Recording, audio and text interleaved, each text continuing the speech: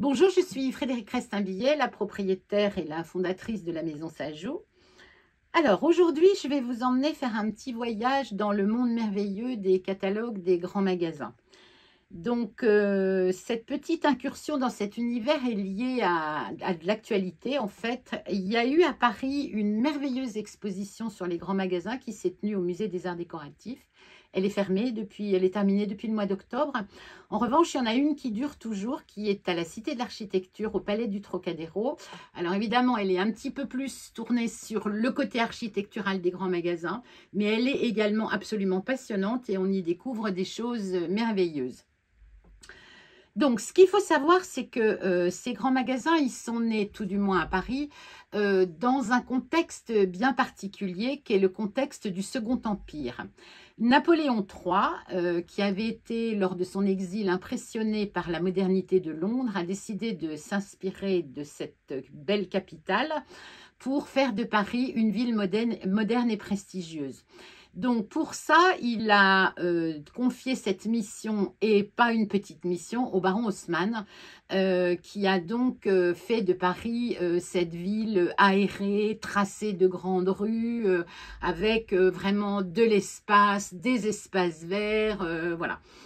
Donc, on estime que pour cette reconstruction de Paris, il y a à peu près 20 000 maisons qui ont été détruites et près de 43 000 immeubles construits par le baron Haussmann. Donc, cette réorganisation de la ville qui donnait donc des grandes avenues a été propice à la construction de grands immeubles dédiés aux grands magasins. Mais ce n'est pas la seule raison. Il y a eu ça et il y a eu parallèlement, dans la même période, un immense développement de l'industrie avec tout un tas de biens de consommation nouveaux dus à tout le progrès des machines, etc. Donc, une offre qui devenait de plus en plus pléthorique. C'est d'ailleurs le début de ce qu'on a appelé la société de consommation. Et parallèlement à ça, en plus, il y a eu le développement des transports, l'amélioration des services postaux.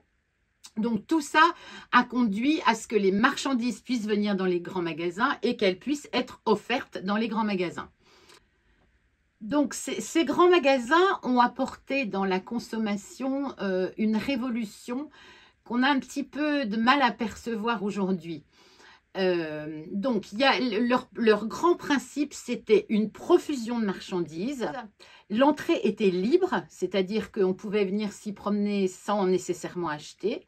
On pouvait toucher les marchandises, ce qui était nouveau aussi par rapport aux petits commerces précédents.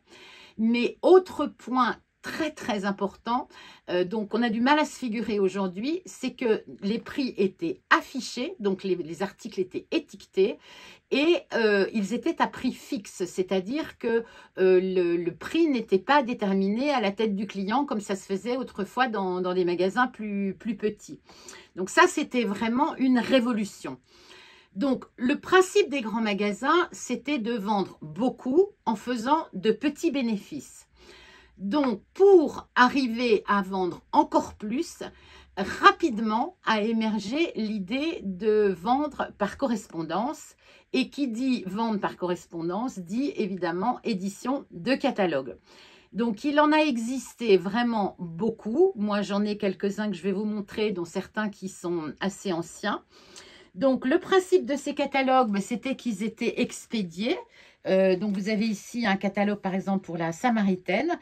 Donc, il est amusant de constater que même l'enveloppe, vous voyez, ça c'est l'enveloppe, même l'enveloppe sert à faire de la publicité. Donc, vous avez là l'enveloppe, l'étiquette du destinataire, de l'adresse du destinataire était collée là. Et puis là, vous avez donc le catalogue. Même chose pour celui-ci. L'enveloppe sert également de catalogue avec les offres les plus alléchantes qui sont sur le dessus. Ça, c'était à envoyer à une dame qui habitait à Choisy-le-Roi. Et voilà, et dedans, vous avez le dépliant avec les offres du moment. Donc, ça, c'était expédié comme ça. Alors là, j'ai un autre catalogue, par exemple, celui-ci du Bon Marché. Donc, vous voyez, c'est amusant parce que vous avez le catalogue donc, qui fait quand même relativement envie. Et voilà, vous avez dedans donc les papiers, le bulletin de commande. Donc, il fallait mettre la désignation, etc. une petite feuille ajoutée à la dernière minute avec des échantillons de vrais tissus collés.